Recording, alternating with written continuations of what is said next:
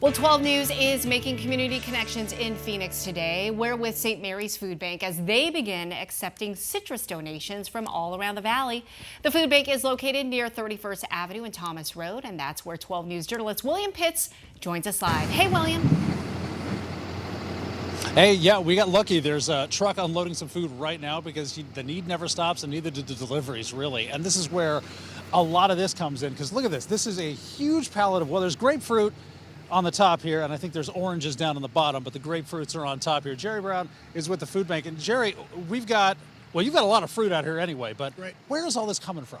This is all from backyard trees, and that's where we're putting out the word that now, until April 30th, we're accepting donations. There's a lot of citrus, a lot of oranges, lemons, tangerines, grapefruit like this, sitting on trees right now. And with the cold weather, you want to get it off of there. So we can take this, we get millions of pounds a year of fresh fruits and vegetables, and a lot of this comes from backyard trees during January, February, and March. So if you have it, and you have some extra, and if you have more than one tree, you certainly have extra, please consider bringing it down to the food bank and giving it to a family that needs it. And we were just hearing just a minute ago from the weather that it's going to be cold tonight. Right. It's going to freeze. You need to get this off your tree, or it's going to be terrible. Right. If you're in the outlying areas and you had that hard frost last night, you may be out of luck already at 28 and 29 degrees. But in the low 30s, things should be okay for the trees. You can still get them picked.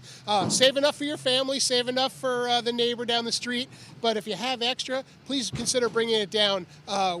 30% of the food that St. Mary's brings out is fresh fruits and vegetables every year. We want to feed people, but we want to feed them in a healthy way. No better way to start off a day than with a grapefruit for breakfast. So if you have the ability to help out, just we ask you to bring it down. 8 a.m. to 4 p.m. Monday through Friday at both our location here in Phoenix at 31st and Thomas, and out in Surprise at Dysart and Bell Road. We're ready to take your donation. Now, real quick, because we got about 20 seconds left.